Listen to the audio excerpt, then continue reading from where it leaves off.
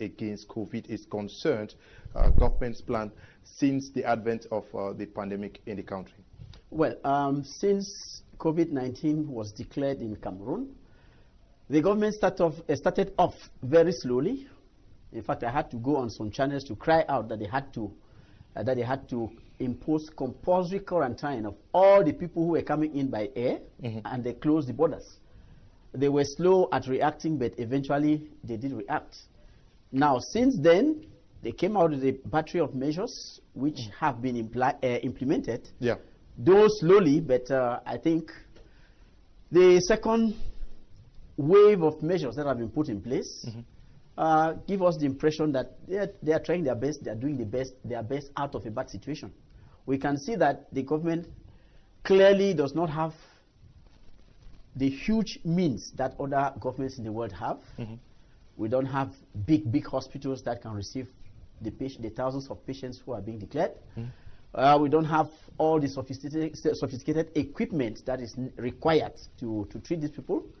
And what I have to note is that the strategy that they put in place to identify the people who are infected, round up those who are in contact with them, test them, and you see, take everybody to a treatment center, is actually working. It's working its fruits. And with the compulsory wearing of masks that has been put in place, I think this COVID-19 is likely to go faster than many of us anticipated. Okay, it's likely to go faster than many people anticipated. Where did the government err in its effort to want to contain the coming of COVID-19 to the country? Well, they erred in reacting very late, because when people started coming in, I was on Equinox and I asked that they should impose or compulsory quarantine of everybody coming in through the airports and the land. They said, many people said the government did not have the means. And even when they started the quarantine, they allowed many people to escape from the quarantine hotels. And that is the reason why this pandemic that came into Cameroon from travelers had to invade the big towns and eventually some of the villages. See, if they had not been slow in reacting, I think we would have had better results today. But you can see from the high rate of recovery that, in fact, they are doing a very good job. They are doing a very good job. Now, you say the government allowed some people to escape quarantine. Is it the government or the officials who did not do their homework? The people who are the government officials who are assigned to do a job, they are working for the government. So if they work poorly, I will not say that it is they. It is the government who did it, because if the government had been strict on them, they would not allow. You saw there was a 6-star commissioner whose wife came in. He went there with his stars, carried his wife home. The final analysis, the wife died, he himself died, and people in his office. You see, so they have to be strict. You don't allow somebody in the courts. We had a similar case in the Court of Appeal. Somebody comes because of his high rank, you allow him pass. No, sir. Illness has no rank. Get everybody concerned. If a measure is meted out, everybody must respect, must bow down to it. Okay. The Prime Minister at the end of last week called for a meeting where he gave strict orders, actually saying that some of the ministers have been working dispersed ranks. There was some sort of confusion in the way things were being done. So he had to call them to order. Is that the impression that you have going by the outings of some of the ministers? We saw them coming out to say this and that. It is not an impression. Everybody saw how they were each going his own direction. In fact, some of them were saying things that were not even scientifically correct. And you see how the population was mocking at it, because they forget that each time they go out, they are not talking for themselves, they are talking for the government. So I think it's a nice thing that the Prime Minister came out and brought them to toe the line. Now, there is... I think he would have done so earlier, because we saw what happened at the National Assembly, when the President of the Assembly refused to be quarantined. Because he had to go and he came from the airport in the high-risk flight, entered the Assembly, and there was total panic, because when the minister declared that flight was a high-risk flight, all the people who greeted the President of the Assembly started trembling. You see, that is bad. The Prime Minister would have stood up from that time to say, please, quarantine. Quarantine, okay. Amongst the 7 measures taken by the government, as presented by the Prime Minister, 7-point measures, there is the obligatory putting on of the face mask. I want our televiewers to bear with us. We are not putting it on because we are respecting the social distance. Yes, but it also has to do with enforcing the respect of that order, and that defaulters were to pay the sum of 6,000 francs, ranging from 2,000 to 6,000 francs. How do you see the enforceability of that order? Well, it only suffices for a few policemen to stand at the junction for everybody to toe the line. In fact, today it was a different story, because when I went out, I saw that about 80% of the people I saw had their face masks on. But there was no policeman around, because they were afraid that at any time the police of the gendarmerie can erupt and make you pay a fine. So people are wearing the face masks. People are wearing. For us here, if we were to put on a mask now, I don't think televiewers will hear what we're talking. So we have to take off the face mask. First of all, you are not ill, I am not ill, but it is necessary for us to take those masks off so as to be able to be audible. Okay, so that we can talk for the people to understand, listen, and get what we are saying. Let's look at the National Solidarity Fund that was put in place by the Prime Minister with instructions from the President of the Republic through the Secretary General at the Presidency. There has been a timid reaction to this call for that Solidarity Fund. What could explain this timid reaction from the business class? Well, it is because from previous examples, from previous calls, people have noticed that the government officials who were in charge of managing those funds were not trustworthy. Remember the first case where somebody said money got missing inside a plane between Washington and New York. Until today, no accountability. The other case of solidarity with Northwest, Southwest, no accountability. You can name them. So no businessman, no civilian, no Cameroonian has confidence in those who are going to manage that fund, and that's why people are very timid. You can have some people, some companies that are chipping in some monies because they want to buy their heads. Now, so according to you, it has to do with credibility. Yes. The credibility of the state. Do you think of those who are called to manage, not the state, those who are called to manage the funds? Okay, but those called to manage, they are civil servants. They are put there by the state. They are put there by the government.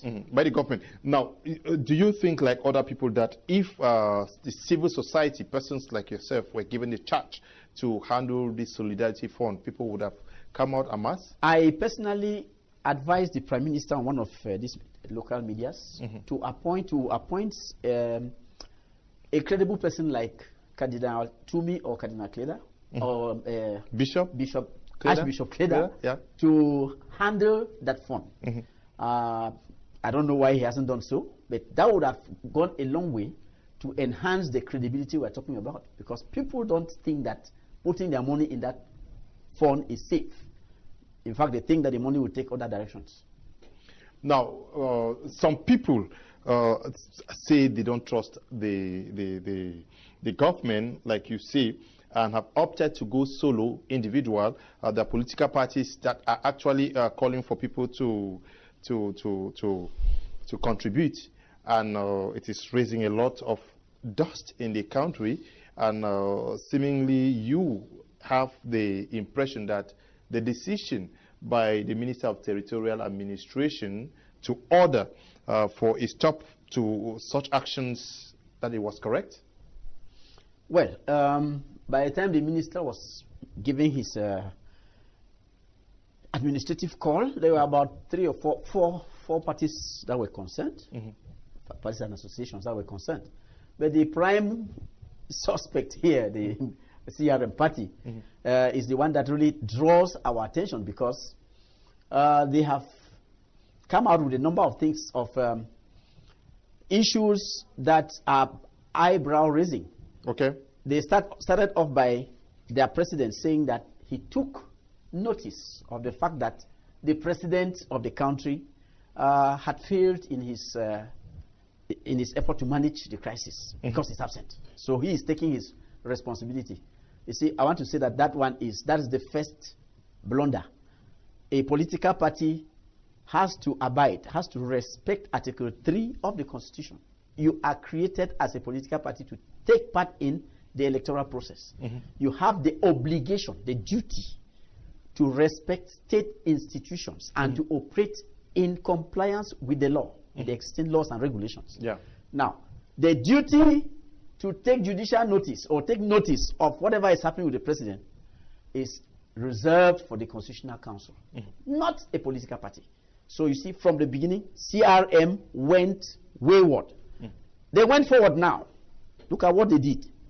A political party creating an association that has no legal backing, lodging funds in a private account, and telling the public that that account is going to receive funds for that association, which has no legal backing.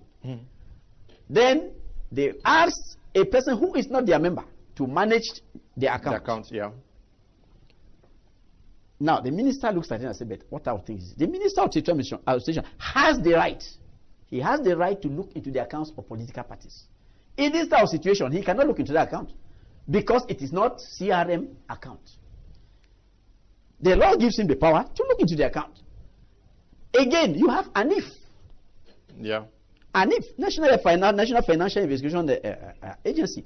They have the right to ask whoever is coming in with funds, where are these funds from? What are they meant for? So the minister looks at the whole thing and said, no.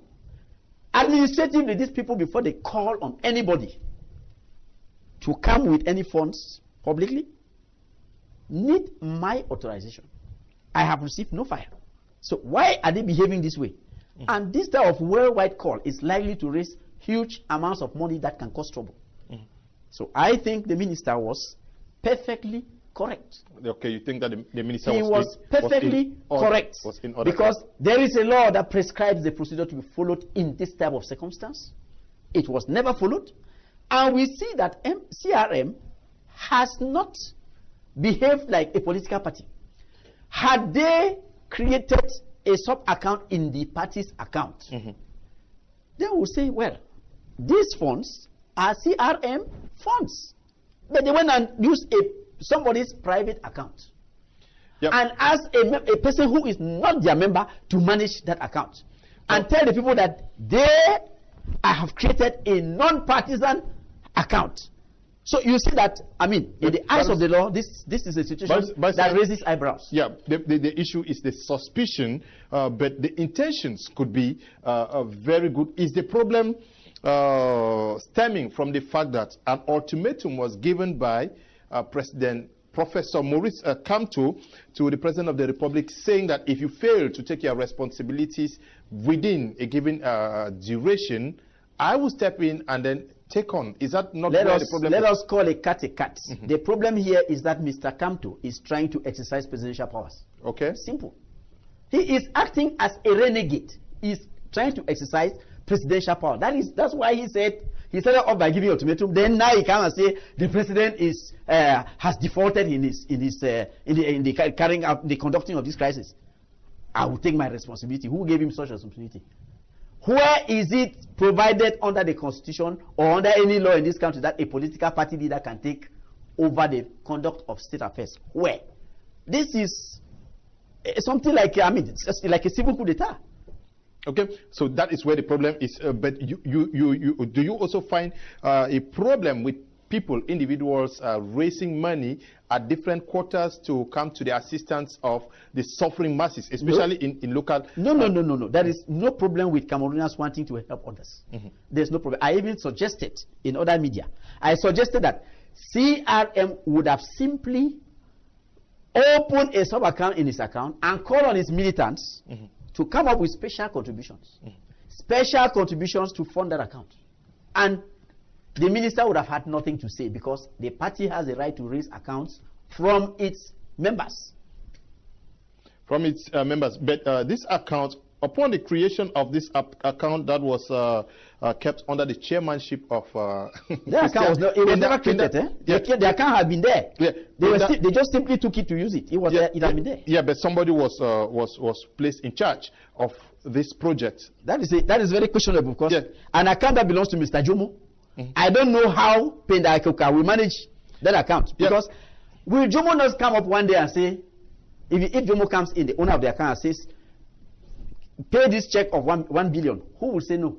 Okay, now, but the CRM or owners of that account of the project says that the Minister of Public Health was invited to be part of the project, the Minister of Territorial Administration and the Minister of Finance. They were all invited to be part of this project. Thank you. That's why I said Mr. Kamto is trying to exercise presidential prerogatives. Who is he to invite the ministers to participate? Who is he? He is trying to sit up there and call the members of government to come to him. Sir, that is not it. He has no such powers. He has no such power. He ought to go ask for permission to organize that thing. He didn't do so. He sat up there like a king to say, you come to me, you come to me. How many of those people have come to him? To show him that he has no power to behave that way. So that is where the trouble is. Okay, there is a crisis of trust between the population and the state, like you say, justifying the timid reaction to for the contributions to the National Solidarity Fund created by the Prime Minister with instructions from the President of the Republic through the Secretary General at the presidency. How do we get Cameroonians to come out like they did for Boko Haram so that they can push for this fight against COVID-19? Well, it's simple. Let the Prime Minister appoint some clean person to handle that account. He should not be a member of government. Some clean person from the civil society. A person in whom Cameroonians have confidence. There are many such people. You have Ayapol. You have Monsignor Kleda. There are many. Take one. You can even take Senior Barrister Ntumfo Nikohale. I mean, there are many Cameroonians who can stand up and people will clap and say, yes, this man can do it. Including yourself? Well, my modest self, if you want, if you wish. Give it to me, and no Frank will miss his way. You are the national president.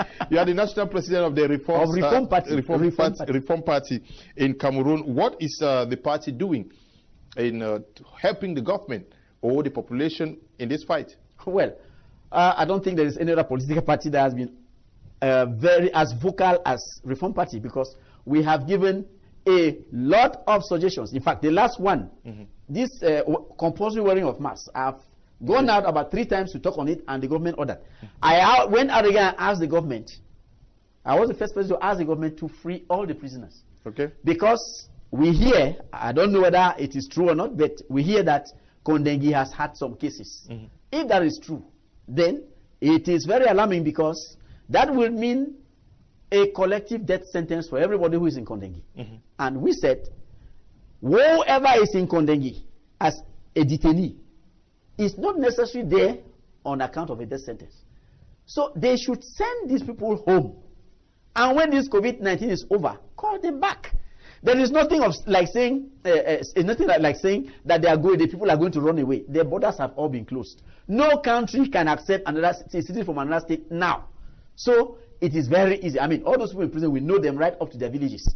And it's very easy for us to put a policeman or two or a gendarme or two behind each and every one of them. To save life. Let them go. When the thing is over, call them back. Okay. Some people think that these hard-hit areas, regions, I'm talking about the central region, the littoral, the west region. Not very hit. The west region has cases. We have the southwest and the south regions. Some people are of the opinion that these regions should be closed down. Is it possible or practically impossible because of the living conditions of the people? Well, closing down the regions is a very good thing. But let me tell you, objectively, it is suicide. Okay. Because if you close down, that means that the government will have no kobo. No, truly. And we have a government that does not have reserves. That is the big problem. We have to face the fact our government doesn't have reserves. Okay. So if you close down those regions you are calling, which happen to be the economic live wire, you are closing that. I will ask myself the question: where will the government get the money to continue the fight, because they have not put any huge sum of money somewhere, like in other countries, to use and fight the COVID-19. But you are not. They are using the budgets that have been, the money that have been budgeted for that, for the ministries concerned. So if you come now with total close down, it will be terrible. I don't think the government will be able to have the money to continue funding, except, like I saw them doing the other day, they go by debentures. They can go by debentures to raise some money, which is also a nice thing. If they can raise the money by debentures, fine. Then they can have money to finance the campaign, and I think close down will be very good, because it is a nice thing to impose complete close down, because you will stop the virus from being transmitted from one person to the other. Okay, there were rumors that schools were supposed to start this April, rumors that were debunked by the Minister of Secondary Education and that of Basic Education. Was it even feasible to think of commencing school this month? I think they were just trying to test the minister to see whether she could ask schools to resume. But it is not feasible when the government has added 7 new measures to the 13 that were existing, making 20. You want schools to start how? So suddenly the danger that was looming over the heads of the children has disappeared? No, sir. It's not possible. Even if the children have to lose a school year, I think I prefer to have my children alive than to have dead children with diplomas. Okay, because of the non-possibility for students to gather in schools, the government is opting for the e-learning. There are many schools that have taken that option. They are teaching their children using information communication technology tools. Others have opted for tele-learning. I'm sure you've watched teachers teach students through My Media Prime already. You think that that is a better option out of the current impasse? Well, before COVID, you see, when I was still a student, we had courses by correspondence from universities of London, all these other foreign universities. Okay. Eventually, those courses came also with e-learning. You see, so if the government is bringing it, I hope it has come to stay. I hope they're not going to throw it after COVID-19 goes, because e-learning is a very nice thing. In fact, you can stay in your house, do an entire degree course without leaving your house. You only go to defend. So it's nice. It's a very nice thing. I hope it has come to stay. But the problem is that every child, I don't think up to 60% of the children will have access to that e-learning. Those in the villages, those in the areas where there is no electricity, how will they get contact with the e-learning? Okay, that's the big problem. Please, if you are watching us from wherever, send questions to Barrister. Senior Barrister. Yeah, Senior Barrister, sorry. Send your questions to Senior Barrister. We are going to read them out for him to provide answers to it. You sound quite satisfied with the 7 last measures presented by the government to fight COVID-19.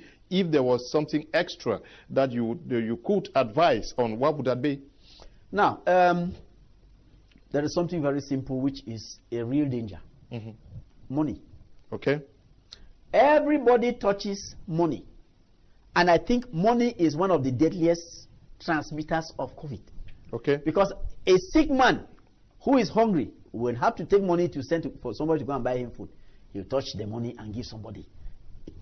The virus will be transmitted. So it is very important that measures be taken for money to be sterilized or disinfected while we are using it. While we wash our hands before entering anywhere, I think we should also, before receiving money, sterilize it, make sure that it is not contagious. Because if we don't, we may as well be carrying the virus from one person to the other through the use of money. And I think it will be better, so that to reduce the risk of contagion, it will be better for people to use electronic money transfer, use electronic money transfer in preference to cash. Okay. To me, this one says, to me, the emergency number 1510 that have been put in place to call is to no use, because the number is not active. Let the government look for another means to get to the infected people. Raymond is writing from Boya. Good evening to you. Carlson says that question to senior barrister. Carlson, writing from Yaoundé, says, what legal action can be taken against the government for failing to protect price hikes in nose, mask, sanitizers, and even foodstuffs? You want to take legal action in a period where there is no court that's going on. Mm-hmm.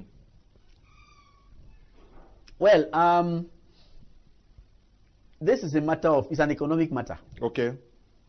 Demand and supply. Yeah. Instead of you wasting your time taking government to court, I think increase the supply and the prices will go down. Mm-hmm.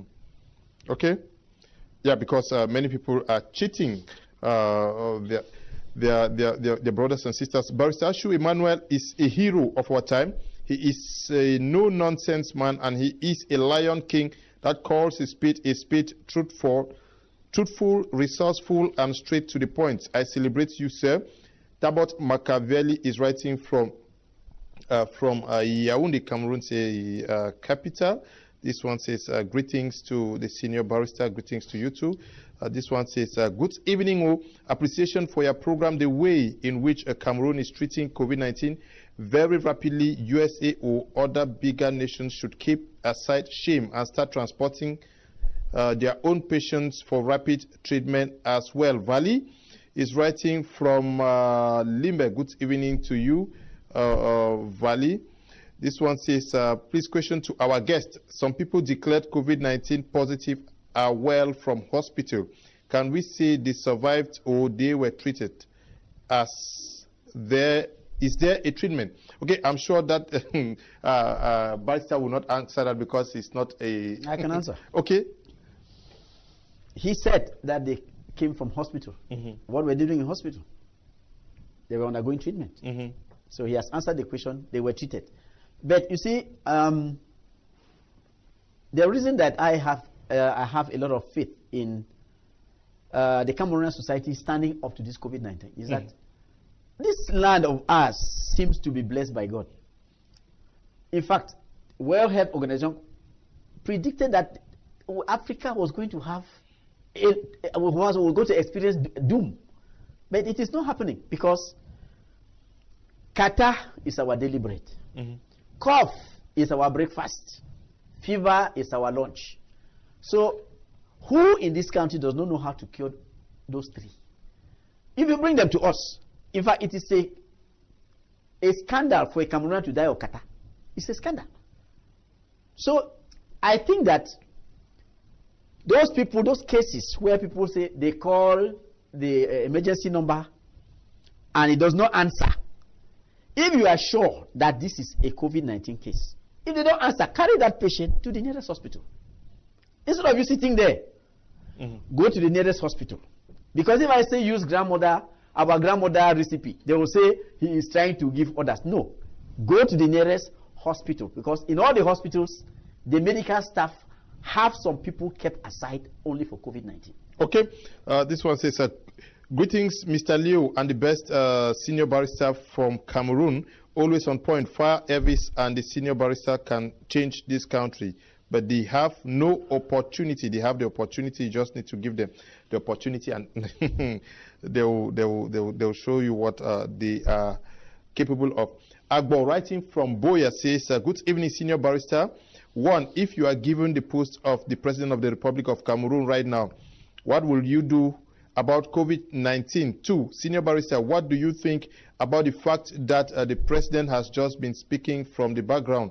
Do you think he's really alive? On question number one, if you were to appoint me, to elect me President of Cameroon now, the first thing I'll do is to beef up the capacity of the medical staff. Okay. Our doctors are not sufficiently protected. In fact, those I meet always complain, the nurses. You see, it is when we have a confirmed case or a dead case that you see people coming out with attires, protective attires. They go to the hospital, you will see no doctor wearing that stuff. Protect the medical staff. It takes a lot of years to produce one doctor, especially a specialist. So protect them. Give them equipment that will protect them against infection. That's the first thing one has to do. Then number two, in the treatment process, you need artificial ventilators. We don't have many. We don't have a whole city of Douala. I learned Douala had only 5 at Idimet or something. That is a scandal. Provide sufficient artificial ventilators so that those who are being treated should be properly taken care of. Okay. Then, you see, you cannot, in the face of this type of calamity, allow the people to stay in their houses. There is no work. I think the president ought to have taken measures to abate, to water down the sufferings of the people. We have a fund at the presidency that is meant for catastrophe and disasters. Yeah. Why does he not dip his hands to that fund and remove sufficient money to enable the population pay off their water and electricity bills? Have some money, because many people will not have salaries.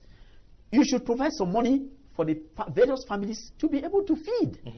You say they should stop going to court, stop going to school. How are teachers going to live? So, Mr. President, if I'm president, I will provide some money so that the people whose jobs have been affected by the COVID-19 should have something to eat. So you consider the 1 billion francs CFA? Oh, no, that's a child's play.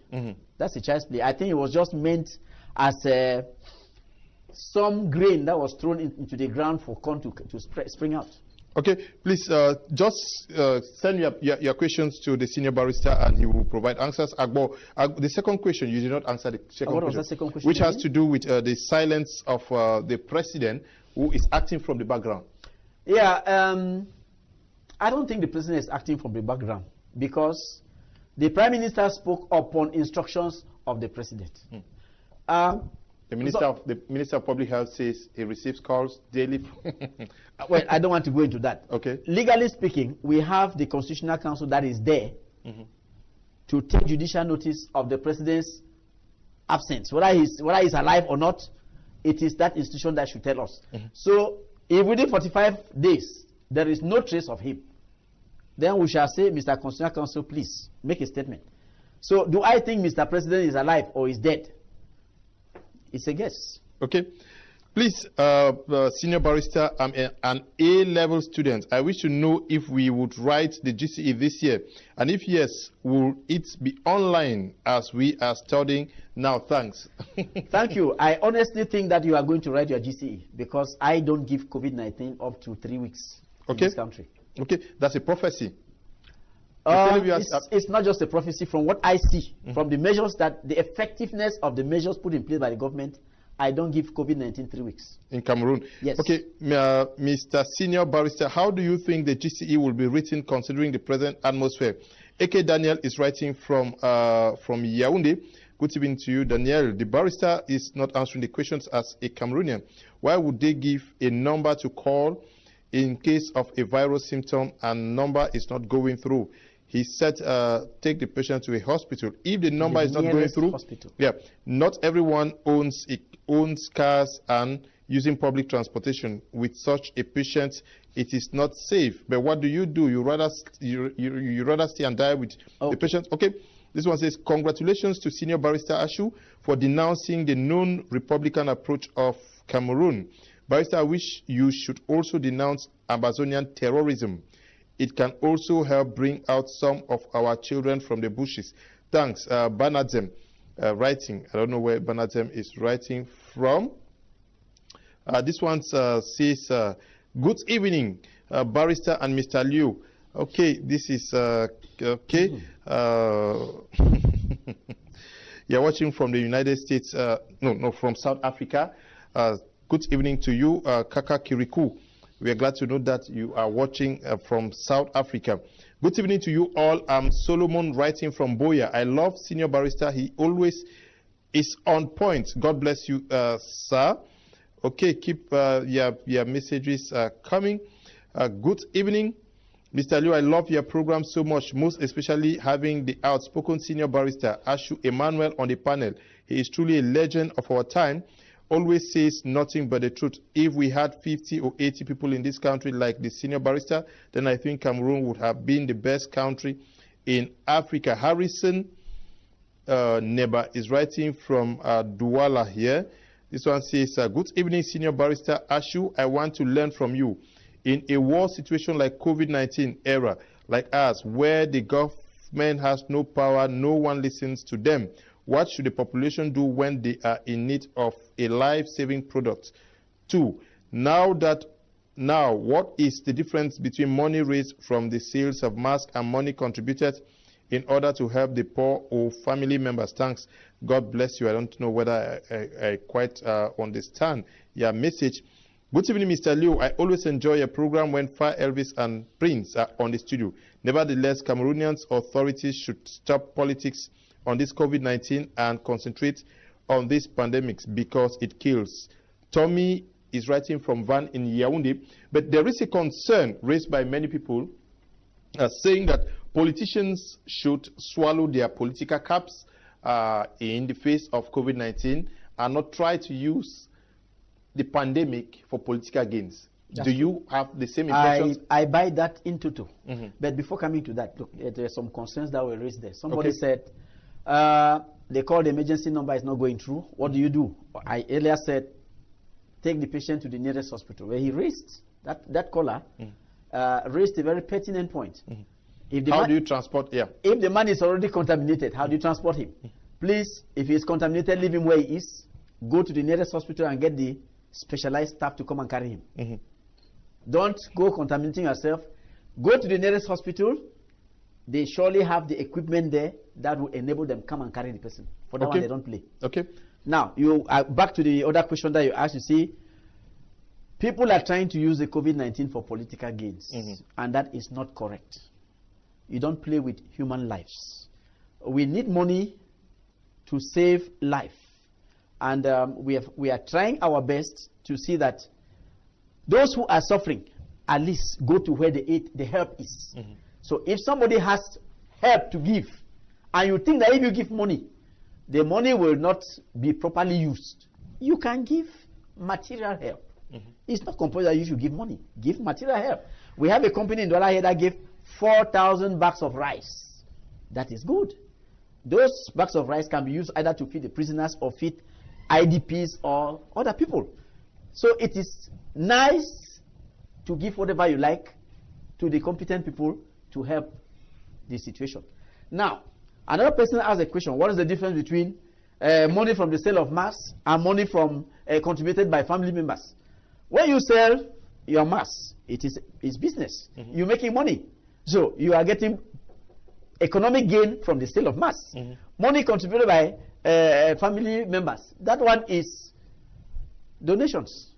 It's family help. It's family help. So politics should be set aside as we speak to face the common enemy. Yes, I think politics should be kept aside because what we see my friends of CRM doing, it's trying to make political gains from a bad situation, which is really bad, because they are trying to make people feel that it is their contributions that they are making that are going to help the country to cure people, which is very wrong. All the people who have been cured up till now, they are not being cured by CRM money. They are giving a wrong impression that the government is doing nothing. I think we have to be honest. We have to face the facts. The government does not have the most sophisticated hospitals.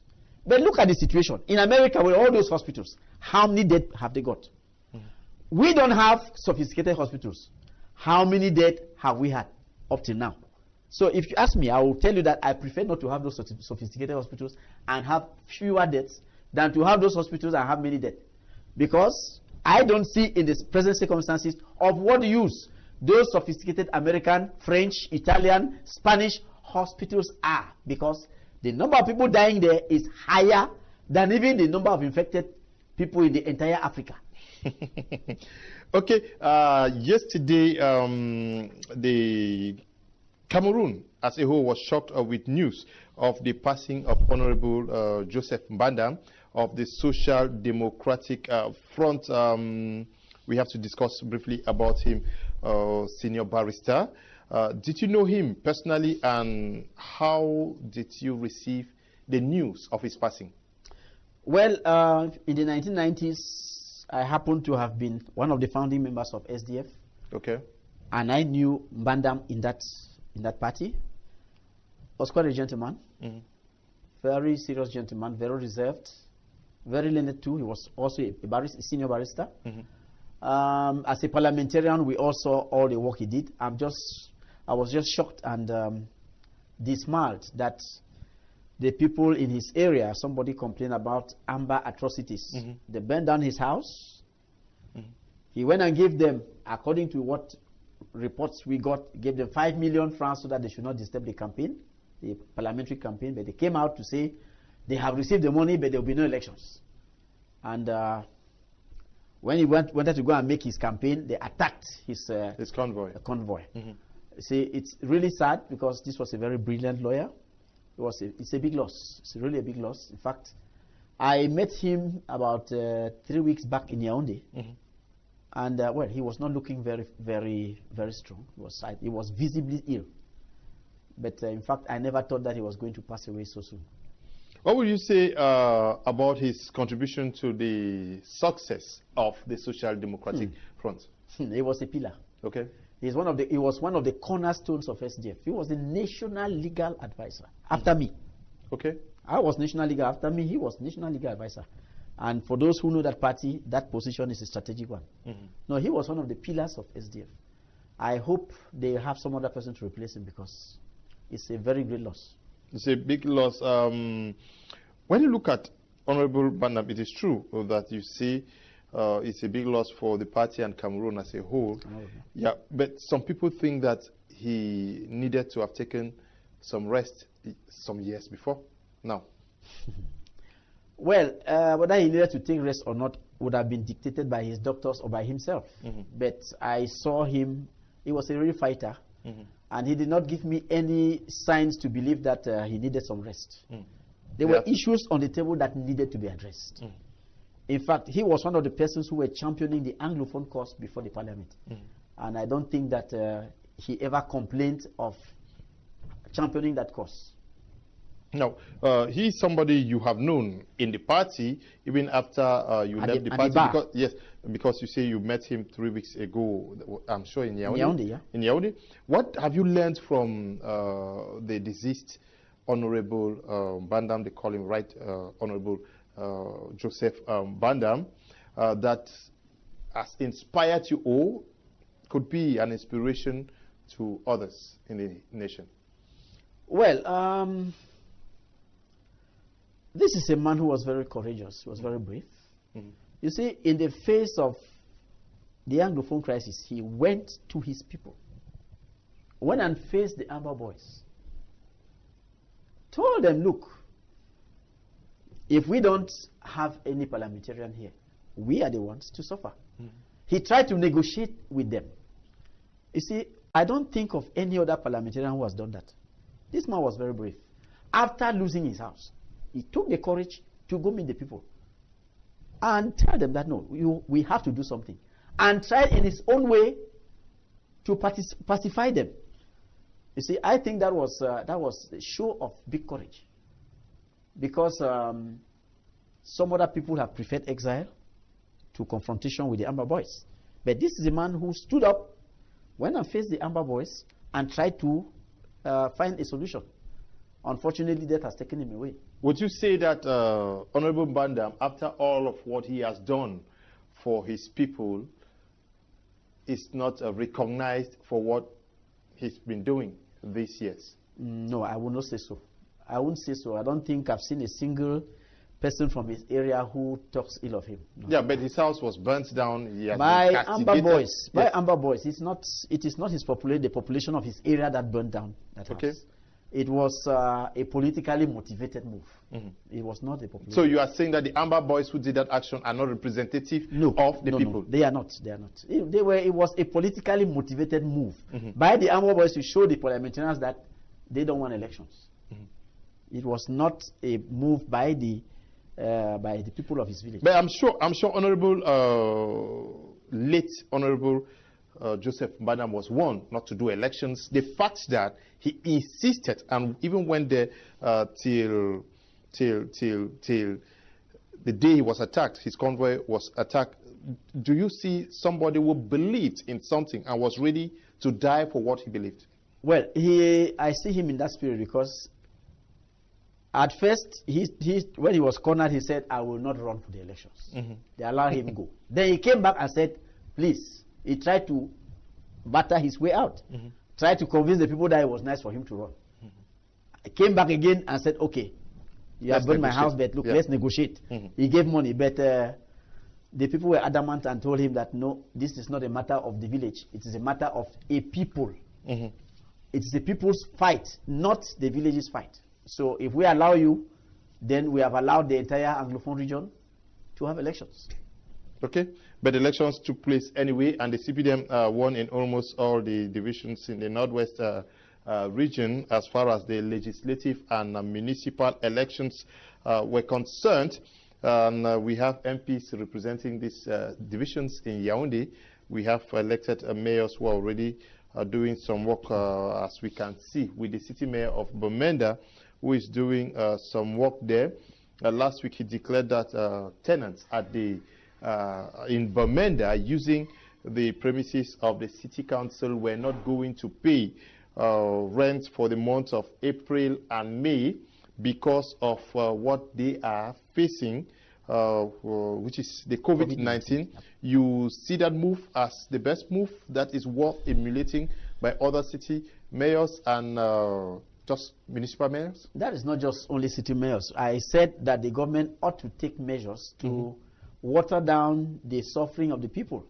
The mayor of Bamenda has done a nice thing. The government should follow suit and ask the water and electricity corporations not to charge bills and give those corporations some money to subsidize them for the period. And then look for some funding to fund the various families that are losing their jobs, that are losing their revenue during this period. So many people are forced to stay at home. What will they eat? The government has to take care of that. Okay, the government has to take care of that. Let me take some messages. I hope. Mr. Senior Barrister, how do you think the GCE will be written? Okay, admire Senior Barrister a lot and want to be a member of his party. How do I do? Okay, Barrister, that's a Reform Party. You contact us, we'll send you Barrister's number after the program. Is that? Okay, good evening, Senior Barrister. I love watching you when you are on the press because you like telling the truth, but I wish to ask these questions. Barrister, do you really think this pandemic is in Cameroon? Because we have no medical security put in place to prevent this. 2, why is the police using this as an excuse to extract money from the people instead of them advising on the issues happening? Thanks. Henry is writing from Limbe. Good evening, Leo. I'm very happy here to hear you again. We just need to know that our government is not serious. Okay? If the GCE is successfully written, what will those in the lower classes do? Will they move to the other classes? So, okay, Barrister is not the Minister of Education. Good evening, Mr. Liu. The presidency and the ministries sees anything that destabilizes the economy as an opportunity to make money for itself, okay? Mr. Senior Barrister, do you think that there will be something like schools in the country again? By Bo Ibrahim, writing from Limbe. Senior Barrister, do you think there will be something? Okay, Bo, I took your message already. This one says, good evening, Idris from Bamenda. I want to begin by thanking Mr. Liu for this special edition tonight. I want to disagree with what the barrister is saying, but you do not say where you disagree with him. Johnson from Long Street in Tico says, how can we fight COVID-19 in Tico? Because the authorities in Tico are arresting the bike riders with no masks, while leaving. Your message is not complete. Stop the calls. Just send your message. We take them. The fact that schools are not going in Cameroon is a foretaste of how generations of southern Cameroonians have been deprived of education for more than 3 years because of military excesses. What is the use of the Reconstruction Commission? Barrister Ashu, when the military is still burning down villages and killing people, is that not hypocrisy? Okay, Bros Bob, you don't tell us where you are writing from. Good evening, sir. Is COVID-19 a natural pandemic or what? I'm Ernest from Bonge, Marumba. Good evening, Mr. Liu. Tell our barrister that these predictions on corona can never work because our country is joking with the disease. Desmond from Kumba. Okay. Good evening, sir. I love your program. I'm Simon, writing from Douala. Good evening, barrister. Thanks for the prophecy of the school resumption and our GC. Are we going to write at the football stadium grandstand so as to respect the social distance? This examination this year will be precious. In the writing from Yaoundé. Good evening to you at the studio. Nearly all presidents from various countries have said something about COVID-19 to their population. Why is our president still silent? Did he want us to die all before he addresses us? Does it really, is it imperative for the president of the republic to address the population? Well, if the population wants their president to talk, I think it is his place to talk. That one is important. If the population is asking him to talk, you see, moral support. Yeah.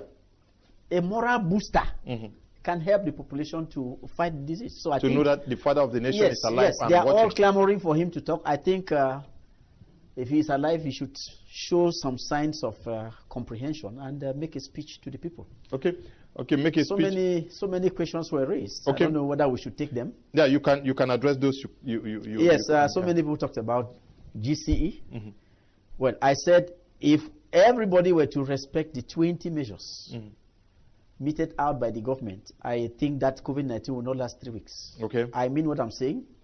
Because if we are serious, despite the fact that we don't have sophisticated hospitals, we have all seen the efforts made by our medical personnel who track down every person who has been in contact with any contaminated patient.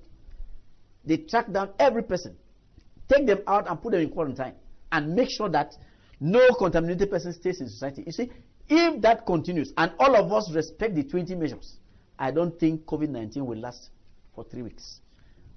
Okay, we have now to move to the last topic that we have to discuss this evening, which has to do with Cameroon's opposition. When you look at Cameroon, Cameroon is faced with a Boko Haram crisis up north. We are faced with the Anglophone crisis in the southwest and northwest regions. Now we are talking about COVID-19, including the post-electoral crisis fronting the MRC on the one hand, the CRM, and the Cameroon government. When you look at all of this, do you see the opposition as the best bit out for Cameroon? Excuse me. You see, there is nothing like the opposition in Cameroon. You have opposition political parties. Okay. So, well, we have one party that is that has gone confrontational with the government, and we are all decrying it and saying it is wrong. No political party is authorized to call the president of the republic an illegitimate president. In fact, that is wrong, and we want CRM to correct that mistake. They should stop it. They cannot say that they are a Republican party and then they keep undermining Republican institutions. It is not correct. Okay. The Constitution imposes on all political parties the duty to respect the Constitution, the laws, and the institutions of the state. So it is their place, their duty, to respect our president, who has been so declared by the Constitutional Council. And if we remember that Mr. Kamto was the person who wrote that electoral code, he should respect his own work. He himself wrote that thing. Let him respect it. The law that he made, he should respect it and know that a president was elected and stop that tomfoolery he's doing. Okay. You think that, okay, we should not be talking about an opposition on challenging the government in power. That's not possible. No, they should not. They shouldn't challenge the government in the governance. It's not correct. Now, is the opposition the best bait or not? I will tell you clearly, there are opposition political parties like Reform Party that are clearly the best bait. Your party? My party. I didn't come with some manifestos, but I will make sure that you have some. Okay. In fact, we have a manifesto I would proudly say is the only one in the whole country that has real solutions to address the real problems plaguing Cameroon. We have the solution to end corruption. There's a solution to end unemployment by creating jobs from our own existing means. We don't believe in calling in foreign investors. We don't believe in going to foreign banks to go borrowing money. We believe in Cameroon having a vibrant economy that should be based on a central bank and a banking law that should spell out the conditions of access to and reimbursement of credit. We believe in a country where agriculture should be given a good place under the sun. We should not just sit and say agriculture is the breadwinner. No, sir. Do something. We want to make sure that the local farmers are protected from foreign traders who come in and cause price hikes. There should be an international market. International market where crops are sent and foreign buyers come and buy there. They don't have access to the local market. We want to use the army because in times of peace, the army has nothing to do. We want to use the army to carry out huge plantations, mechanized plantations that will produce certain crops en masse so that we can stop, for instance, the importation of corn. Few people know that Cameroon imports corn that is used in manufacturing the beer that many people drink. Few people know that Cameroon is importing palm wine from Equatorial Guinea, from Gabon. Few people know. You see, we want to stop all that. We should stop importing things that we produce. Let us eat our own. Why do we produce rice? Why do we import rice when Cameroon is capable of producing more than enough rice for Cameroon to eat and export? Senior barrister, you are talking about your party. Yes, sir. Before the presidential elections, yes, Cameroonians clamored for a coalition of opposition parties, and it did not work out. We have seen the Anglophone crisis going on. We've not seen a common front of the opposition in Cameroon to fight it. There is COVID-19 that is plaguing Cameroon. There is no common voice of the opposition. Why is it so difficult for the opposition to take a common ground faced with anything that is challenging the very existence of Cameroon? Thank you. Let me start with COVID-19. Yes. It is not possible for the opposition parties to take a common ground in COVID-19 because it is a national issue of health. That should not be politicized. Okay. It should not be we should all form a union around the government to help us come out of the crisis. It is not an avenue for politics. That's why we are saying, CRM, please, toe the line. Stop that nonsense. COVID-19 is not a ground for politics. Now, on the other issues, you talk of the elections that just went by. You know, those elections were marred by boycotts and so many other issues. The Anglophone crisis. We really haven't had real elections in this country that would enable everybody see how the political game unfolds. But when that occasion will be presented, you will see political parties will present their various plans of action, and those who don't feel sufficiently strong will go into alliances with others. And you will see how it will be possible for the opposition political parties to take the day over. But efforts were made to bring them together for the presidential elections, which did not work out. Well, there were no sincere efforts. Okay. Those efforts were not sincere. They're playing games. No, they were not sincere. I talked to, well, some people say you should let sleeping dogs lie. I talked to some of my colleagues. Matumba, I talked to Matumba 2 days ago, and he told me clearly the other people with whom he was in a certain alliance were not sincere. And that he does not think that he will want to go into that type of alliance anymore because the people are closed, or they believe in you coming to join them. And they believe in absorbing the other parties and not negotiating with them. So how do you negotiate with the person who wants to absorb you? You see, that is where the problem is. This egoistic approach to politics by many politicians. They don't believe that they can talk one-on-one with other politicians. They want to absorb. oh, we are big, we are strong, you have nothing, so join us. That is not it, sir. Let's come together as partners and decide what has to be done. You don't take me as part of you. Now, the Anglophone crisis has been dragging on for over 3 years now. 24 years. Yes, Senior Barrister, the government has been struggling without success to sort things out. They are failing.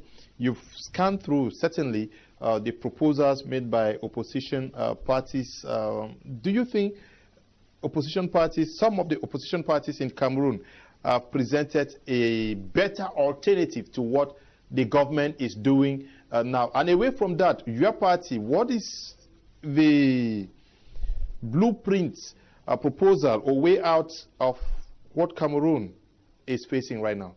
Well, if I knew you were going to ask that question, I would have come with my party's contribution to the major national dialogue. Okay. 7-page contribution, which we sent to the Prime Minister. I met you. I met you at the entrance when yes, they refused to allow me to go in. Mm-hmm. Okay, you see, but we launched we sent ahead our proposal, which reached the Prime Minister. And you see, I think that this government does not want to hear anything from any person. Okay. They are going along with this crisis as they want. In fact, when they call on people to talk, it's just for cosmetics, because they end up, look at the way they do their things in Parliament. The law on special status, when it reached Parliament, after all the rigmarole, it was adopted as presented, despite all the opposition. So they want things their way. No matter what proposals you make, it will change nothing, because they want it their way. So you asked what contributions we made. We told Mr. Prime Minister to tell the head of state, there is no need playing for the gallery. Let us go back. Let us look at our history. Look at the Constitution of 1996. It is very clear in Article 68. The laws of the Federal Republic, the laws of the Federated States are still in force insofar as they don't violate, they don't contradict the present Constitution. That is the reason why you still have the Anglophone legal system, the English educational system, all in place. They were all put in place by the 1955 High Court law, by the 1948 Macpherson Constitution. I told Mr. Prime Minister, sir, the problem facing Cameroon today, and that is causing the Anglophone crisis, is because the 1961 Resolution 1608 of the United Nations was never implemented in its Article 5. That called for a union treaty between the Republic of Cameroon and the government of Southern Cameroon. That article was never implemented till today. On the contrary, we have seen, as the president himself said in Paris, they have tried to assimilate the Anglophone population and failed. So the solution is a simple one. You said that. Let's go back to the drawing board and sign the union treaty so that we have a clear-cut definition of the modus vivendi between Cameroonians. Okay, you said that to the Prime Minister as the president of the Reform Party proposal. Yes. Yes, but why can the opposition not come with a common position to force government to see things their way? Thank you. Because what you call the opposition is made up of parties of the presidential majority that will always side with CPDM. Parties that are allied to CPDM. And then the few parties that are left, like Reform Party, that don't belong to anybody, that are the real opposition. So how do you think those three can come together? When, if you remember very well, in 1990, I went to the EEC hall in Accra. The opposition sat before we could even finish. Kodok and Bello were already telephoning Yaoundé to tell them what happened. Well, they were already calling. We saw them calling to communicate. And you saw the result. So everything will flop because the submarines in the opposition, the CPDM submarines in the opposition, will always cause whatever effort you want to make to collapse. Okay, we'll make everything to collapse. Let me take some messages. I don't know if you have time to respond to some of them. Good evening, Mr. Liu. Your program is quite educating. I am Mr. Divine from Bamenda. I just want to disagree with our senior barrister that I'm not sure that Cameroon imports palm wine from Gabon. Palm oil. Okay, palm oil, not palm wine. I have been in Gabon for long, but the few people who manage to tap palm wine to a small-scale consumption are Cameroonians. Oil. Okay, barrister says palm oil, not palm wine. Not palm wine. Okay. This is Cyril Lum in Limbe. I still want to ask what will happen to our children in the lower classes. Are they going to be promoted or repeat their classes? Okay. I can try that one. This one says, God bless you, Barrister. You are a real picture of the kind of president Cameroonians would like to have. Maxon is writing from Yaoundé. Good evening, Mr. Kum. This is Tala Franklin in Yaoundé. No new cases have been announced since on Friday. Does that mean that the deadly and dreaded disease has been kicked out of Cameroon? Not yet. I only hear them priding themselves on the number of patients treated of the pandemic. Who did this to Cameroon? I'm afraid, but it seems our country is under a perpetual curse. Okay? Good to you, Mr. Leo, and our hero. I wish you to know why in a situation like this, one, the Limbe City Council have taken an opportunity of extracting money from bike riders. Why should they increase their own rate of catching bikes for not paying council book, of which everything have been slowed down in the country? Again, they are working their private money by collecting money from the riders without marks. Thanks. Ernest, writing from Limbe. Good evening, Senior Barrister. If I may ask, how many people have you employed this far, and how many do you foresee in the future? We need a track on how you solve the untouched, okay? Please, Senior Barrister, what are the measures put in place by the government about the inmates that are in Kondingi as far as the COVID-19 is concerned? And what happened that the government had to switch off lights before taking out dead bodies out of the prison? Ibrahim is writing from Limbe. Ibrahim, we don't know where you have that information. Hello, Senior Barrister. Where and why is the SDF quiet during the COVID-19 pandemic? Barrister is the president of the Reform Party. Good evening to you all in the studio. I want to please ask if the GCE will be written in stadia in order to respect the social distance, or the school year will be postponed. Marie Joanna is writing from Douala. So I'm really enjoying your program. Franklin is writing from Melong. Greetings, Leo and Barrister. Hasn't answered my worries. What is the use of the Reconstruction Commission? Barrister, show when military is still burning down villages and killing people? Is that not hypocrisy? Or where Muyuka is the recent case? Bob Bros writing from Muya. Since you are writing for the second time, Barrister may have to answer that. Yes, sorry. I think I'll take that because I've been calling on the government to stop that war. And we've seen that, like I said, they only do what they want, not what the people want. When they started this thing of humanitarian aid, I asked them, how feasible is it for you to go give humanitarian aid in a war zone? We all saw what it amounted to. They went to some few towns with cameras and say, we have given aid. The people in the bushes received nothing. Now, they are talking of reconstruction. How can you reconstruct during war? In fact, how will the technicians carry the reconstruction equipment? The first person who will carry a bag of cement on the head will be gone down. So it is total tomfoolery. I think they should stop that exercise. Focus on ending the war first before thinking of any reconstruction. It does not make any sense. Let us stop playing for the gallery, because I think that type of exercise is meant to give a signal to the international community that the war is over. And we all know the war is not over, sir. We know it is not over. So please, Mr. Government, first of all, make sure that the war is over before you can start thinking of reconstruction. Let me go to the people who are talking about the GCE. I want to assure you that as soon as COVID-19 comes to an end, I am not Minister of Education, but there are things that you don't need to ask the minister to tell you. You see, the school year was stopped because of this pandemic. If it is over, they are simply going to prolong the school year. You will resume your classes and their exams will be rescheduled. So I don't think there is any need for you to panic. If, as I think, somebody concord with me by saying no new cases have been declared since Friday, we thank God. If we continue to respect the 20 measures introduced by the government, I think we shall make this pandemic bid farewell before 3 weeks are over.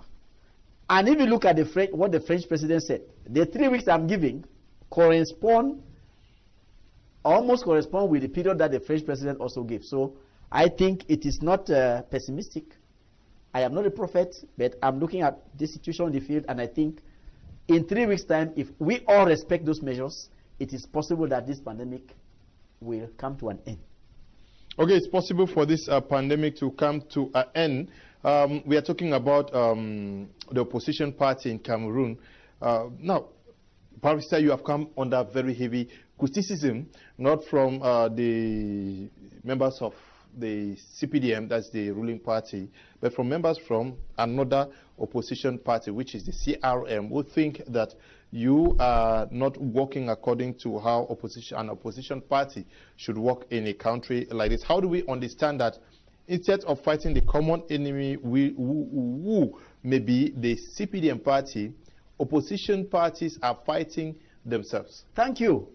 You see, I like that question because I am a person who doesn't have enemies. Mm-hmm. I don't work for anybody. I'm a Republican. I am a lawyer. I believe in the rule of law. It is not because you are an opposition party that when you disobey the law, you disrespect the authorities of the state, I will sit and clap for you. CPDM is not my enemy. The CPDM party is an opponent party. CRM is not my enemy. They are an opponent party. And if CRM goes wrong, I will tell CRM what you are doing is wrong. According to the law, I will give you the reasons why you are wrong, and I show you where you went wrong. You will bear with me that I have on several occasions told CPDM what you are doing is not correct. And I give the reasons. You see, I will not support CRM simply because they are CRM. When they disrespect the President of the Republic, it's an office of this state. That's the first man of the executive in this country. They call him illegal. They call him all sorts of names. Please, it is wrong. I tell CRM, you are not Republican, and I remind them that under the Constitution, Article 3, as a political party, they have the duty to respect the Constitution and respect the institutions of the country and respect the laws of the country. If they want to continue being a political party, they have to obey the laws of the country. Otherwise, they will be exposing themselves to sanctions by Mr. Tananji. So I think those who are unfortunately taking me for an adversary, for an opponent, they are mistaken because I am simply asking CRM to respect the law. And if you think that without the law there can be a Cameroon, then you are also grossly mistaken because it is the law that enables me not to enter a house and carry a wife away. If there is no law, that's what will happen. Somebody will just come in, carry a wife, and go away. Yeah, so, but you are quoting the law. Why many militants of the CRM seems not to see why you think that you are teaching them the law? I'm not a teacher, please. I am reminding them of the law. You are reminding them. It's because many consider the leader of the CRM as the Pope of the law in Cameroon. Excuse me. I don't want to enter those type of because he has justified. He gave a justification. Yes. Let me answer. You see, I don't want to enter those type of derogatory statements. Mm-hmm. These people go into personality cult. Okay. Why will you call a professor at public law, international law, the Pope of law? Mm-hmm. It is stupidity. Okay. Because in the world, how many laws do you have? How many branches of law do you have? Is Mr. Kamto Pope of English law? Does he know anything in English law? Does he know anything in civil law? Does he know anything in criminal? Do you know? Are you sure if he's given a case before the TCS in Yaoundé, he is going to win? Are you sure they bring him to our courts here, he will be the Pope? That is stupidity. There is no such thing as somebody. I mean, even in international, in public international law, are you sure he is the best in the world? They should stop that personality cult. It is unnecessary. Mr. Kanto is a renowned professor, yes, but that does not make him the Pope of law. It doesn't make him the Pope of law. I'm very sure if he meets me in the court of law, he cannot win a case against me. I'm telling you, let him come. Okay. Do you have a problem with Professor Kamto and the CRM? Why? My problem with them is that they don't respect the law. Simple. Let them abide by the law as every other one. Many. They should abide by the law as all other citizens. Do you understand why some of them, because of your current position, see you as having taken something from the government? Because I have read through the social media. Oh, thank you. Oh, let me tell you. You see, they were mistaken. Many of them thought that I was their militant. Okay. Many of them. You see, when I make outings for Reform Party, they clap and they mistake me for their person. I want to remind them that I am not a militant of CRM, and I will never be. I'm national president of Reform Party. If accidentally our policies coincide, that does not make me their person. No. I am Reform Party, they are CRM. If they clap for me, fine. But I don't become a traitor as some of them call me. No. I have no contract with CRM. I have no treaty with them. I have nothing in common with them. So what we do for Reform Party does not engage CRM. They should see us as Reform Party. And what we are saying here is a simple call of a citizen, of a law-abiding citizen. I don't see a Cameroonian who wants to see the demise of Cameroon. If you will bring about the demise of Cameroon, if you advocate that nobody should respect the law, respect constituted authorities of the state. If Mr. Kamto were president of Cameroon, will he accept that another citizen called him illegal, illegitimate? Will he accept that? Will he accept that another person stands up and sets up a rival commission to undermine a national commission put by the president? That's nonsense. Okay. Do unto others what you want them to do to you. Okay. That is the Bible. You are quoting the Bible now. You're taking the posture of a man of God. I'm a Muslim, please. Okay. Yeah, but Muslims. I'm a Muslim. Yeah, but a man of God now. Muslims don't have God. I'm just telling you that I'm a Muslim, but I know biblical quotations. Okay. Now, I'm asking you now that you want to change Cameroon. Some people have asked the question to you that senior barrister is Omar. The name is Omar. Yes. Emmanuel. That's my Muslim name. Yeah. Yes. Omar Emmanuel Agbo Ashu. That's the name. Some people have asked that if you were given the position of the President of the Republic, what would you do? You definitely want to change Cameroon.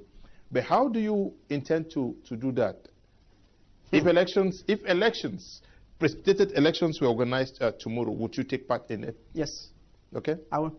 Did you take part in the last elections? The last elections, no. The last elections, my party was to take part, but CPDM blocked us, so we just let go.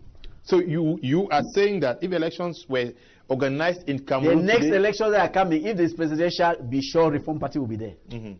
We shall be there. Even with the ongoing crisis in the Northwest and Southwest region? We shall be there because we've come to understand that the solution to the Anglophone crisis will come from the presidency. Okay. It will come from the presidency. Turn around the world. You will come from the presidency. If you have a president who is favorable to negotiations, then there will be negotiations. But if you have one who waxes his ears and he listens to nothing, then you will have the stalemate. So you want to change this country, start from the presidency. So you are telling militants of the Reform Party to get ready. They know it already. Okay. They know. Now, did you take part in the just ended municipal? I say we were to take part. We actually campaigned in the east. We had a number of councils that were ready to go in, but they were frustrated by CPDM that asked them to pay, instead of 10,000 francs for this taxation thing, they asked them for 100,000 francs each, and none of them could afford.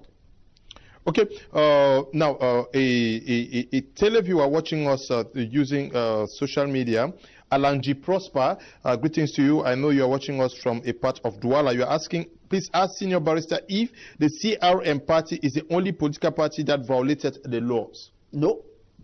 No.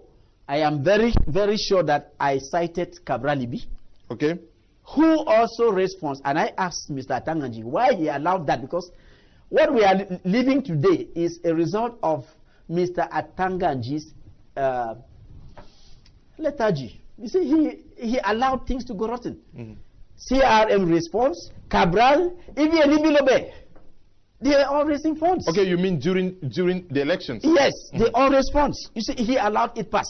Now, you see, I want to believe that, like some people say, he might not be very, very informed. But he has legal teams that I can see working, and they're telling him, no, Mr. Minister, this is the situation. So if he's getting up from slumber, it is a good thing.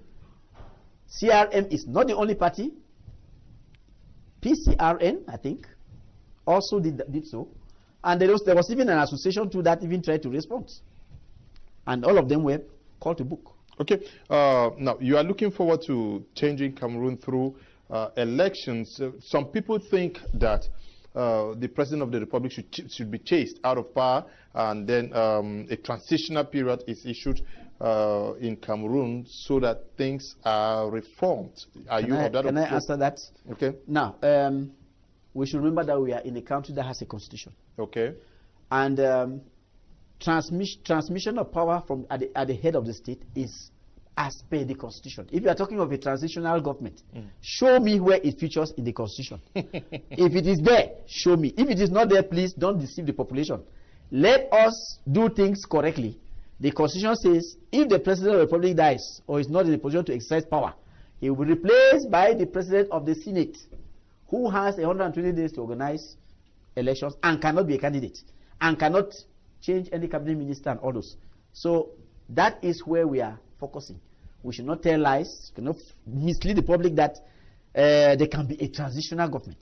What we can ask this government in place to do, since they know that it is the beginning of end times, let them try to reform that electoral code and put in place a democratically favorable atmosphere that will preempt any form of civil war in Cameroon should there be any problem at the presidency. Okay. Carlson, who is watching from Yaoundé, says to the senior barrister, is there any law that warrants the physical presence of the president within certain periods? 2, isn't it bias from the government to quickly deploy e-learning now, but they could not do so for 3 years in the southern Cameroons? Oh, is there any law that requires the physical presence of the president? Yes, I think so. If he's absent for 45 days in the constitution, 45 days if he's absent, the president of Constitutional Council has to take judicial notice of his absence. That's the only case. But he is in the country, he's not absent. So that process cannot be kicked off. If you say he is dead, you have to produce a certificate of a death certificate to show that he's dead. If you say he's ill and cannot exercise, like it was the case in Nigeria, produce a medical certificate. And the Constitutional Council will take judicial notice. Now, the other question as to e-learning. My brother, I don't know how you want e-learning to be introduced in a war zone. I don't know. There is war going on. There's war raging. There's popcorn everywhere. And you are talking of e-learning. It's a sacrifice our children are paying. I think the war should end first. We know our people are very hardworking, very enterprising. We saw what the youth put up in Boya, Silicon Mountain. When the war ends, I think we shall have many more of such ventures. Okay. Good evening, Senior Barrister. I'm Happiness Mendy from Yaoundé. I wish to know if the school year has been cancelled, and what about those who paid huge amounts of fees as money as fees and has registered their national exams? The barrister is saying no, But that information can only come from the ministers. This one says, thank you, Senior Barrister, for making the point crystal clear on the procedures in case of vacancies or incapacitated on the post of the President of the Republic. Please stop the calls. We cannot take a call. Stop your calls, please. Good evening once more, Mr. Liu. I see Barrister like a prophet. Okay. Divine is writing from Bamenda. Divine, good evening. Good evening, Barrister. When you say that the beginning of end times, what do you mean? Joel is writing from Mark Bar. This one says, thank you, Senior Barrister, for making the point crystal clear. Okay, Harry is writing from Tombel.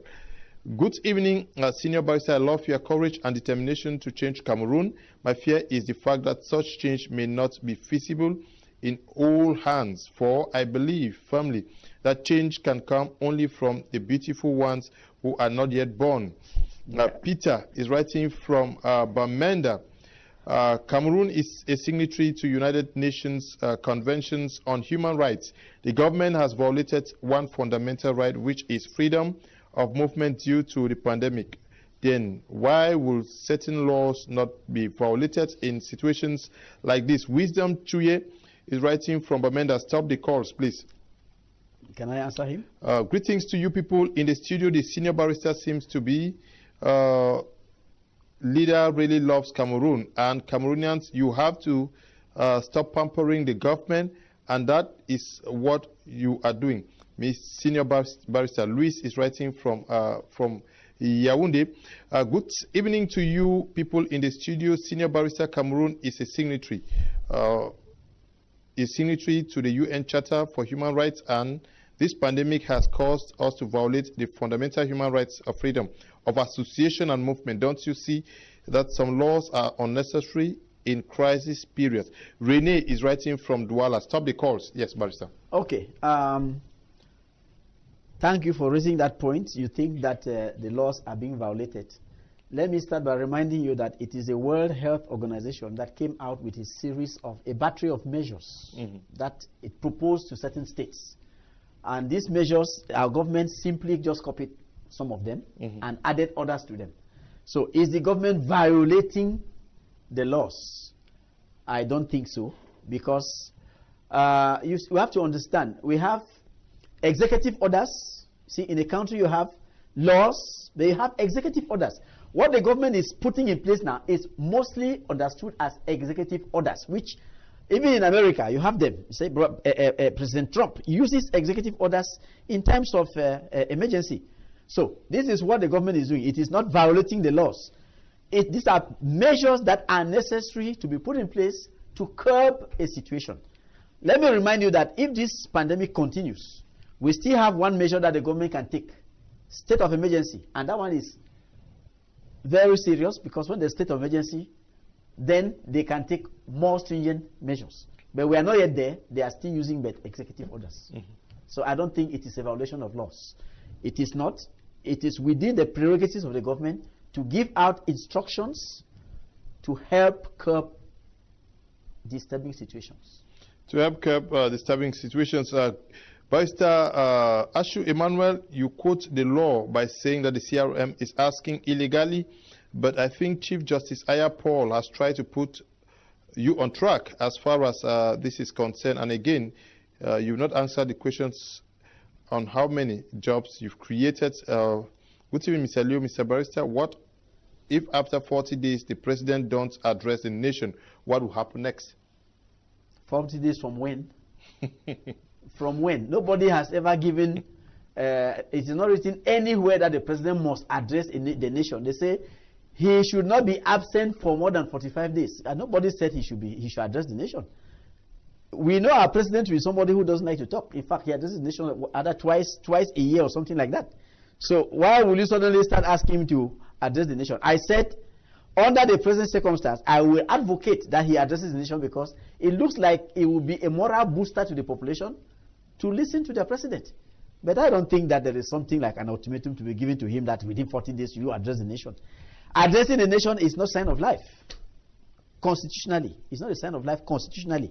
It may be a sign of life for some people who want him to talk, but constitutionally, there is no obligation on the president to address the nation. Okay. Madam Menjua Bridget says, ask the parents if the children were sent home to be selling on the streets or to stay at home. The children go about selling without mask on their faces.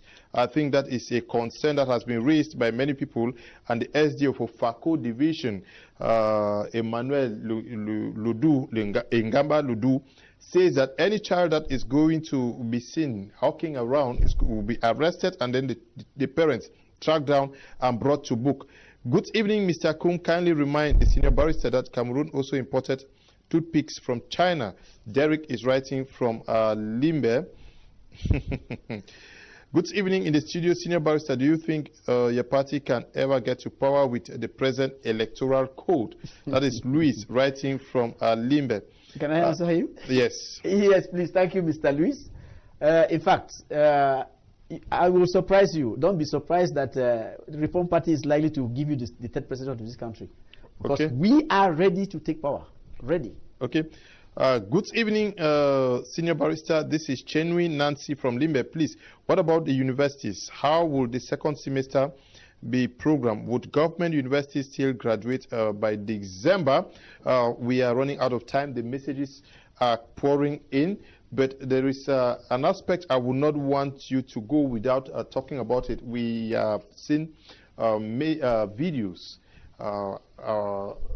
parading the social media from China of Africans who are not treated in a humane fashion by China, that is becoming the #1 economic partner to most African states. How do we understand this treatment reserved for Africans by the Chinese? Well, it's simply xenophobia. It's xenophobia, and I think China is cutting the branch on which it is sitting. Maybe they have forgotten that much of their wealth comes from Africa.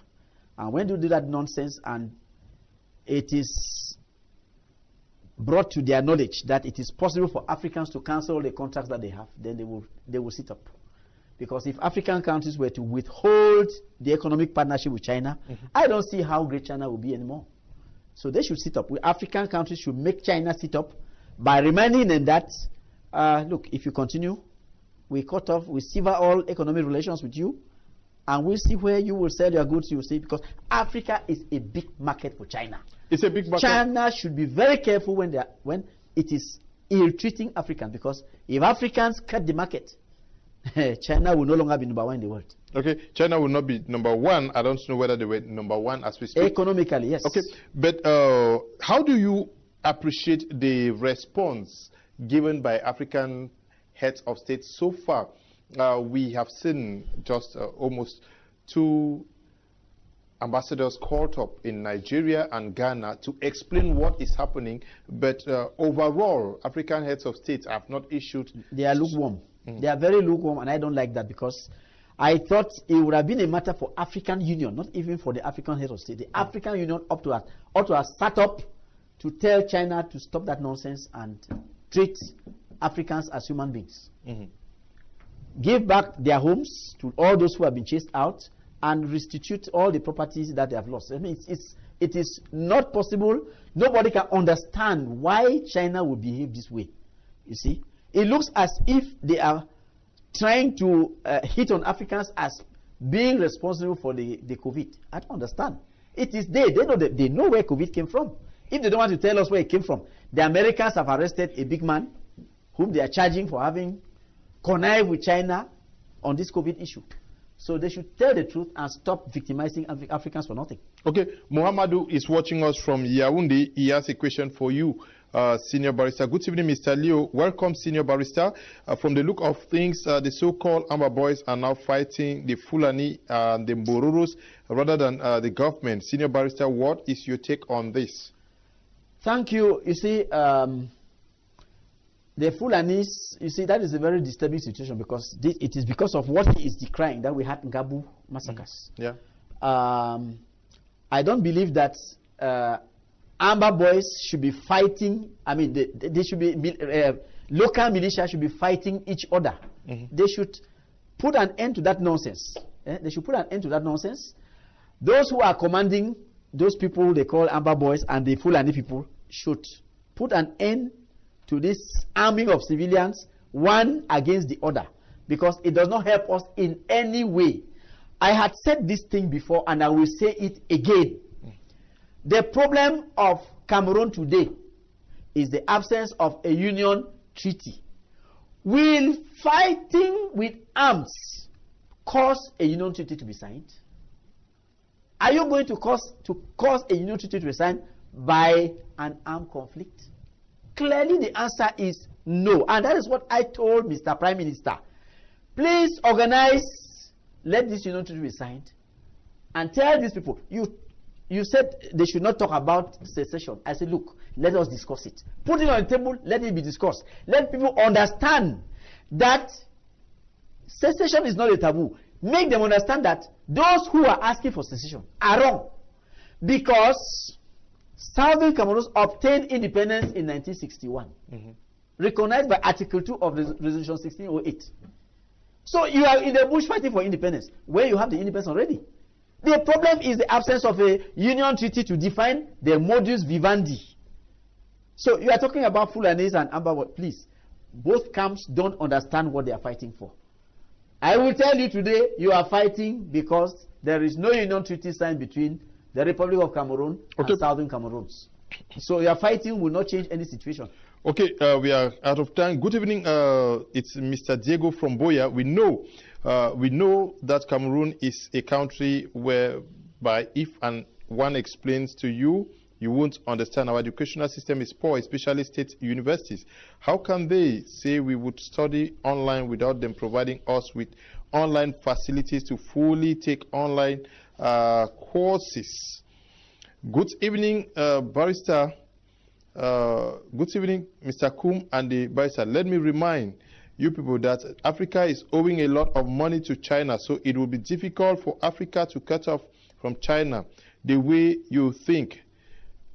Okay, Simon is writing from Bamenda. I don't know whether it is because we owe China. Should I answer him? We are owing China. It will be difficult for China to recover its money. If you think we are owing a lot of money, it will be difficult for them to recover the money if they want to misbehave. Okay. All that debt will become a bad debt. Okay. Good evening, Barrister Tanto. Why is it that people in southern Cameroon are crying that bullets are raining every day and people are dying, but the government used force for the children to be attending schools in war zones? Now that coronavirus is killing schools are closed, does it mean that the people of southern Cameroon are not human beings? Good evening, Mr. Presenter and Senior Barrister. It's worth saying that the President has been absent and speculation says he may not be alive. In our view, an opinion, and as citizens of the great country, isn't it of necessity for the President to come out and say something? Mr. Kum is writing from Limbe. Good evening to you, Mr. Kum. Joseph, writing from Douala, says, my Barrister, what Cameroonians need as a president now should be a dictatorship. Do you agree with my point to restructure the country? I disagree. I really disagree with you, Mr. Kum. We don't need a dictatorship. We need a Democrat at the head of the state. We have had two dictators. Now we should have a Democrat. Okay. Please ask the Barrister. He was on Equinox to legally demonstrate the CPDM is an illegal party. Yes. What is the difference with the CRM position of the president's illegitimacy? Is it not pot calling kettle black? No, sir. Achu is writing from London. No, sir. There is a very big difference. CPDM is not a legalized political party. That one is a fact. It is very different from the CRM calling the president an illegitimate president, because the president is in place after due process of election and in compliance with the electoral code and the constitution. You cannot call that president illegitimate. Okay. Good evening, Mr. Senior Barrister Achu. Mr. Emmanuel will need people like you in Cameroon. People who can stand for the truth and not for money. This one says, there are conceptions that this coronavirus is cursed by the installation of 5G. Is that true? Okay. Greetings, sir. Why is it that when it comes to politics, there is never lack of fun? But now, in a deadly disease strikes our country, the political parties are quiet. Where are they? Where are the ruling parties? Where are we heading to? Mr. Liu, please help me ask Senior Barrister Ashu why the IMF excluded Cameroon from the list of African countries that they have cancelled their debts. Don't know whether Barrister has an answer to that. Greetings from Aman in Douala. Barrister, how can the government place fines defaulters not using the face mask when this same government is unable to provide this mask to its citizens, whereas all other nations are trying to assist? Okay. Hello, good evening to you all in the studio. This is Humphrey watching right from Canada. Just want to thank Senior Barrister Ashu for his boldness and courage talking about COVID-19. I want to say the Cameroon government is just joking. Okay, you can answer? Well, my Canadian friend, I don't think the government is joking.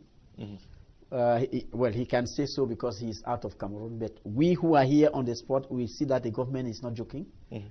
They may not have as huge, the type of huge means that Canada and the US have, but they are trying to make the best out of a bad situation. And we don't see them joking. We see them coming up with measures that are giving some fruits, that are giving some satisfaction. Otherwise, we would have had our streets littered with corpses like in other countries. That is not happening because the government is trying its best. We only cry that they should do better than what they are doing now by trying to equip the medical personnel and equip the various regional hospitals so that the COVID-19 tests should be conducted in the regions, not only in Yaoundé. Yeah, the minister promised that, but we are not seeing it yet. They should make sure that in the various quarters there are evacuation facilities. You see, people have been asking how they are going to do if they have a patient, how they carry. There should be evacuation facilities. We know that if you get to the urgent number, they will send a team. But if you cannot get to that number, please send somebody to the hospital. They will come and carry the person because they don't play with. The government does not play with COVID-19. Okay, we want to say we are drawing the curtains for tonight's edition of the program. We are very grateful to you, Senior Barrister Ashu, Omar Agbo Emmanuel, for coming to talk to our televiewers on Prime Hour for the very first time. We say we are very grateful. The pleasure is mine. Thank you for making me know your viewers. Thank you for introducing me to my media Prime. I hope we are going to have many more opportunities to be together.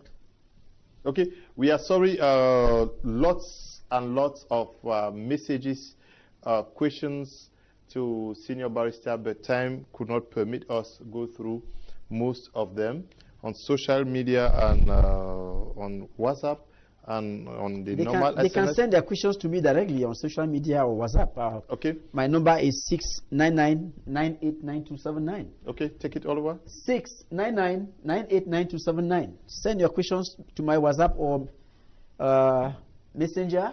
I'll answer you straight. Okay. We want to to see that these are the type of leaders Cameroon actually need. We hope that the Reform Party one day is going to change many things in the country. We want to thank the production team. By the grace of God. Okay. Thank you very much, Desmond. And to you, Eli, who has worked the whole day till now, still working. And those at the broadcasting, we say we are very grateful. And to you, Tabi, Dambe Bryant, who is supervising the work we are doing out here, we say we are immensely grateful. Stay blessed. Bye-bye.